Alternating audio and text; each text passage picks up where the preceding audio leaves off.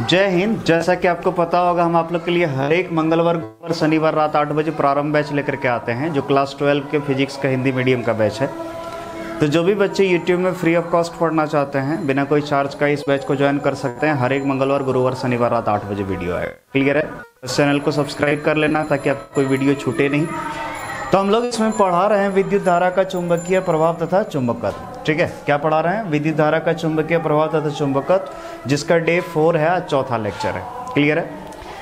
तो हम लोग पिछले दिन याद करो बायो सावर्त के नियम का अनुप्रयोग शुरू किए थे, जिसमें पहला अनुप्रयोग पढ़ा दिए थे, किसी वृत्ताकार धारावाही कुंडली के केंद्र पर चुंबकीय क्षेत्र का व्यंजक।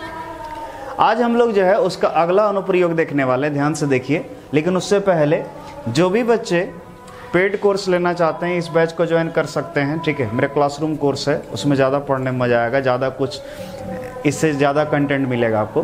तो याद रखिए, SRD क्लासेस का ऐप है, प्ले स्टोर से डाउनलोड कर सकते हैं। इस वीडियो के भी डिस्क्रिप्शन में भी लिंक है, वहाँ से भी कर सकते हैं।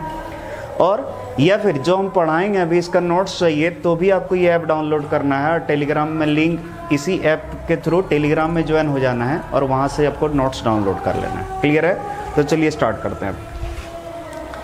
तो हम लोग का जो आज का टॉपिक है, ध्यान से देखिए, वो है बायो सावर्त के नियम का अनुप्रयोग। ठीक है, आज हम लोग दूसरा अनुप्रयोग देखने वाले, सेकेंड। क्या बोल रहा है, ध्यान से देखिए। किसी सीधी लंबी धारावाही चालक के कारण किसी बिंदु पर चुंबकीय क्षेत्र का व्यंजक, यानी किसी सीधी लंबी धारावाही चालक का यूज करके हम किसी बिंदु पर चुंबकीय क्षेत्र का व्यंजक निकालेंगे। क्लियर है? लेकिन किसका? बायो सावर्त के नियम की सहायता से। तो देखिए हम क्या किए हैं, एक सीधी लंबी धारावाही चालक लिए हैं जिसका नाम दिए AB। क्लियर है? मान लीजिए इसमें धारा कितना प्रवाहित हो रहा है, I, और हमको इससे A दूरी पर एक बिंदु P है, इसी बिंदु P पर हमको निकालना है चुंबकीय क्षेत्र। क्या निकालना? चुंबकीय क्षेत्र। लेकिन किसके सहायता से? बायो सावर्त के नियम से। और याद करो, हम पिछले दिन सिखाए थे, बायो सावर्त का नियम जो है जब भी लगाते हैं तो एक अल्प धारावाही चालक के, एक छोटे से धारावाही चालक के लिए लगता है। तो हम क्या किए, एक छोटा सा अल्प धारावाही चालक देखिए यहाँ पर मान लीजिए, जिसकी लंबाई कितना मानिए DL। क्लियर है? इस DL से बिंदु P का जो दूरी है कितना है? R है। कितना है? R। ये दिख रहा होगा, ये वाला कोण 90 डिग्री है। ठीक है, यहाँ पर जो कोण बन रहा है ये मान लीजिए थीटा है। ठीक है, ये कोण कितना है? थीटा है। और ये जो कोण है ये मान लीजिए फाई है। कितना है? फाई। ठीक है, इस कोण को हम कितना मान लिए? फाई। ठीक है, अब जरा समझिए ध्यान से बाबू। इस छोर को जब मिलाएंगे, याद रखिए, इस छोर को जब मिलाएंगे तो बाबू यहाँ जो कोण बन रहा है, इस कोण को मान लिए कितना? फाई 1 है। कितना? फाई 1।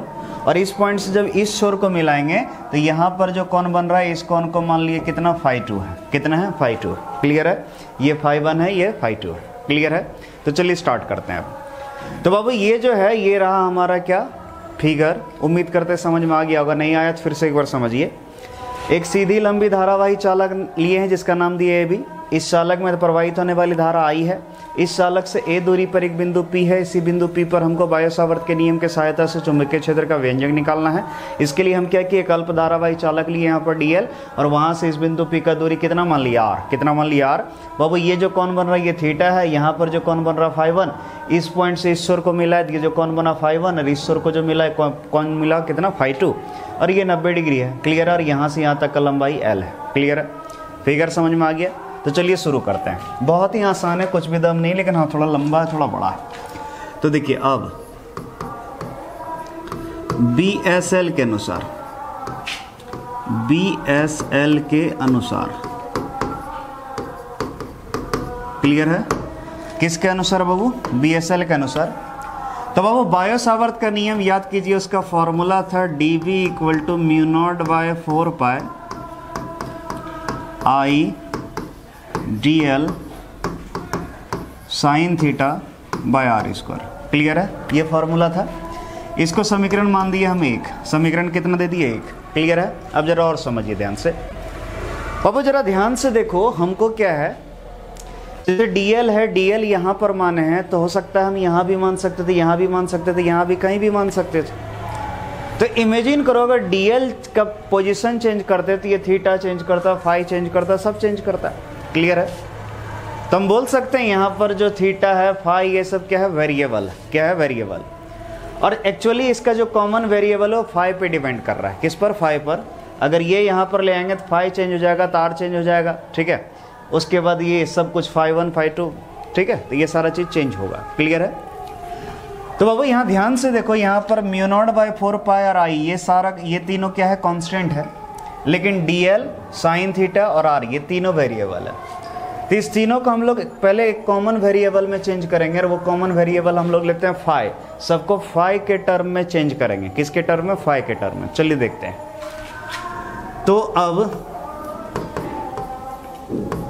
त्रिभुज, ठीक है, क्या बाबू? त्रिभुज। ध्यान से देखिए, एक त्रिभुज दिख रहा होगा OPQ, दिख रहा है ये त्रिभुज OPQ। इस त्रिभुज को ले रहे हैं, त्रिभुज OPQ से। बाबू इस त्रिभुज को अगर लें तो सिंपल से इस त्रिभुज से अगर हम साइन थीटा निकालें, क्या निकालें? Sine theta. तो जरा ध्यान से देखो, ये थीटा है, थीटा के सामने वाला ये परपेंडिकुलर यानी लंब, ये आधार और ये कर्ण हो जाएगा। तो साइन थीटा इक्वल टू होता है P/H। तो बोले इसके सामने लिए P और ये H हो जाएगा, यानी कितना हो जाएगा? A/R। क्लियर है? आ रहा समझ में? चूंकि इसी त्रिभुज से अगर हम निकालें क्या? Cos phi. कौन फाई? Cos phi. ठीक है, तो बाबू ये फाई है। ध्यान से देखिए, OPQ ये त्रिभुज ले रहे हैं, ये अब फिर फाई एंगल ले रहे हैं, ये वाला। तो कॉस फाई ले रहे हैं, कॉस फाई इक्वल टू क्या होता है? B/H। अगर इसको एंगल मान रहे हैं तो ये हो गया परपेंडिकुलर, ये हो गया बेस, ये हो गया हाइपोटेनस। ठीक है, तो बेस बाय हाइपोटेनस यानी कितना आएगा? A/R। यानी कॉस फाई बराबर भी कितना आया? A/R। साइन थीटा बराबर A/R और कॉस फाई बराबर भी A/R। देयरफॉर हम क्या नहीं लिख सकते हैं? ध्यान से देखिए, साइन थीटा इक्वल टू क्या? Cos phi. क्योंकि जब दोनों का RHS बराबर है तो LHS भी बराबर होगा। ये हो गया इक्वेशन 2। यानी एक चीज समझ में आ गया, साइन थीटा बराबर क्या होता है? Cos phi. तथा इसी को थोड़ा आगे ले जाएं, देखो अभी कॉस फाई का वैल्यू निकाले, बोलो कॉस फाई इक्वल टू कितना निकला? A/R। A/R। तो R इधर ले जाएं, इसको इधर ले जाएं, तो R बराबर क्या हो गया? A/cos phi. A/cos phi. तो R बराबर A/cos फाई को लिख सकते हैं A sec फाई। क्लियर है? R बराबर A sec फाई। ध्यान से देखिए, तो देखिए R इक्वल टू क्या हो गया? A sec phi. क्लियर है? ये समीकरण हो गया हमारा 3। तथा इसी त्रिभुज से अगर हम tan फाई निकालें, ठीक है, बोलिएगा सर tan फाई नहीं tan फाई होता है। हाँ होता होगा, लेकिन हम इसको tan फाई कहते हैं। तो जल्दी ध्यान से देखिए इस त्रिभुज से, तो बाबू ये त्रिभुज देखिए OPQ दिख रहा है, ये त्रिभुज, इस चीज से हम लोग tan फाई ले रहे हैं, यानी tan फाई। तो ये फाई है, इसके सामने लिए परपेंडिकुलर ये बेस। ठीक है, तो बोलो परपेंडिकुलर कितना? L है, बेस कितना? A है, तो L/A। ठीक है, तो बोलो कितना हो गया? tan phi equal to L/A। तो बोलो L इक्वल टू क्या हो गया? तो L इक्वल टू हो गया A tan फाई। अब हम डिफरेंशिएट कर रहे हैं दोनों तरफ, differentiating both sides with respect to phi. Clear है? किसके रेस्पेक्ट में डिफरेंशिएट कर रहे हैं? फाई के रेस्पेक्ट में। तो चलिए करते हैं। बोलिए क्या हो गया? dl/d phi equal to A constant है, बोलिए d tan phi by d phi. Clear है? तो dl/d phi equal to A tan phi का जो होता है डिफरेंशिएशन वो होता है sec स्क्वायर फाई। क्लियर है? ये तो पता ही होगा। तो बोलिए dl इक्वल टू क्या हो गया? तो हो गया A sec square phi into D phi, चूंकि इधर सिर्फ dl रहने दिए, डी फाई इधर चला गया, इंटू क्या हो गया? D phi. क्लियर है? ये इक्वेशन हो गया हमारा 4। ठीक है, चूंकि 3 तो वहीं हो गया था, इक्वेशन 4। अब जरा ध्यान से देखिए, इक्वेशन 4 का जो वैल्यू आया, इक्वेशन 3 का जो वैल्यू आया और इक्वेशन 2 का जो वैल्यू आया, दिख रहा है? ये तीनों इक्वेशन को हम इक्वेशन 1 में रखेंगे, dl के जगह रख देंगे, साइन थीटा की जगह और r के जगह, यानी तीनों का वैल्यू हम रखने वाले हैं। क्लियर है? यानी इक्वेशन 2, 3, 4 का वैल्यू हम इक्वेशन 1 में रखेंगे। तो चलिए ध्यान से देखिए, तो हम लिखेंगे समीकरण 3 में, सॉरी समीकरण 1 में समीकरण 2, 3 तथा 4 का मान रखने पर। ठीक है, समीकरण 1 में समीकरण 2, 3 तथा 4 का मान रखने पर। तो चलिए देखते हैं, रखते हैं। तो क्या था समीकरण 1? बोलो dB equal to mu naught by 4 pi I dl sine theta by R square, तो आई के बाद dl था, तो dl का वैल्यू देखिए यहाँ निकला है, क्या निकला है, a sec square phi into D phi, तो इसको लिख देते हैं a sec square phi into D phi, I ये dl का वैल्यू हो गया इंटू साइन थीटा था, ठीक है, आई dl के बाद क्या था, साइन थीटा। और अभी देखिए आई dl रख दिए साइन थीटा, अब देखो साइन थीटा का वैल्यू क्या रख सकते हैं, कॉस फाई, समीकरण 2 से साइन थीटा की जगह क्या, कॉस फाई, तो रख दीजिए, बोलिए क्या हो जाएगा, कॉस फाई बाय क्या था, आर स्क्वायर था, बोलिए आर का वैल्यू हम लोग कितना निकाले थे, a सेक फाई, तो इसका स्क्वायर करेंगे, तो बोलो a सेक फाई का स्क्वायर, क्लियर है। देखिए dv इक्वल टू क्या हो जाएगा, mu naught by 4 pi I A sec square phi D phi cos phi by, अभी कुछ नहीं सेम उतारे हैं, a सेक फाई का स्क्वायर करेंगे तो हो जाएगा a square sec square phi. देखिए जरा एक a से एक a कैंसिल हो गया और सेक स्क्वायर फाई से पूरा सेक स्क्वायर फाई कैंसिल हो गया, तो क्या बचा हमारा, तो dv इक्वल टू बचा mu naught upon 4 pi I upon ए, और यहाँ डी फाई कॉस फाई बचा, तो पहले कॉस फाई उसके बाद डी फाई लिख रहे हैं, cos phi into D phi, clear है, ये आ गया। अब जरा समझिए, हमको dv थोड़ा चाहिए, हमको b चाहिए, पूरा मैग्नेटिक फील्ड चाहिए, तो हम लोग क्या करेंगे, अब इसको इंटीग्रेट करेंगे, क्या करेंगे, इंटीग्रेट, तो लिखेंगे इंटीग्रेटिंग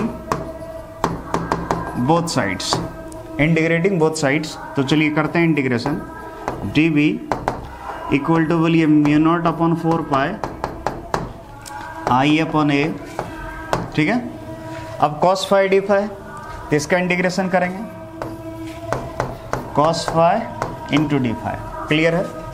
अब जरा समझने की कोशिश कीजिए, ये जो है वेरी कितना कर रहा है फाई का वैल्यू, तो फाई का वैल्यू फाई 1 से फाई 2 तक वेरी कर रहा है, फाई 1 से फाई 2।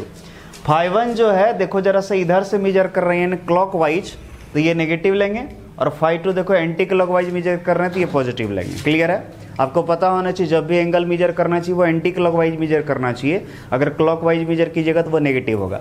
तो हम फाई 1 देखो ऐसे मेजर कर रहे हैं यानी क्लॉक वाइज, तो इसलिए इसका वैल्यू नेगेटिव लेंगे, और फाई 2 देखो इधर से मेजर कर रहे हैं एंटी क्लॉक वाइज, तो इसका वैल्यू पॉजिटिव में लेंगे, तो लिमिट हो गया माइनस फाई 1 से फाई 2, क्लियर है। तो चलिए देखिए, तो लिमिट हो गया माइनस फाई 1 से फाई 2, क्लियर है। dv का इंटीग्रेशन b हो गया, dv का b mu naught by 4 pi I by a, clear है।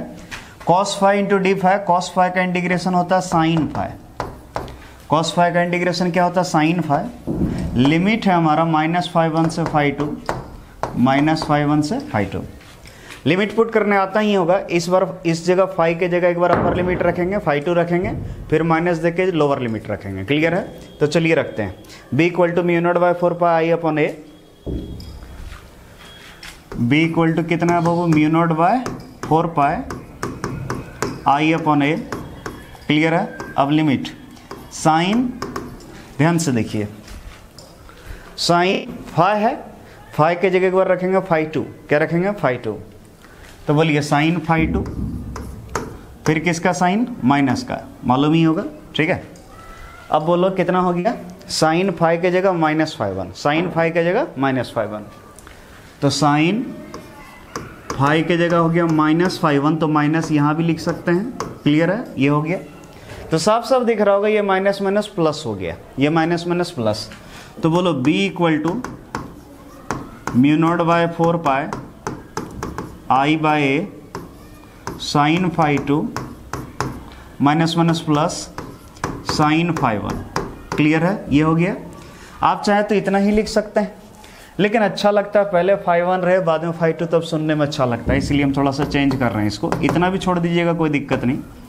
Mu naught by 4 pi I by a sine phi 1 पहले लिख लिए प्लस साइन फाई 2, क्लियर है।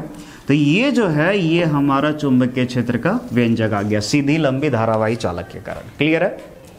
लेकिन बाबू स्पेशल केस कभी कभी आ जाता है, जैसे आपको कभी बोल देगा कि मान लो धारावाही चालक का लंबाई जो है वो अनंत हो, अनंत यानी बहुत लंबा हो। क्लियर है? ऐसे देखो, यदि धारावाही चालक अनंत लंबाई की हो, क्लियर है, तो क्या होगा?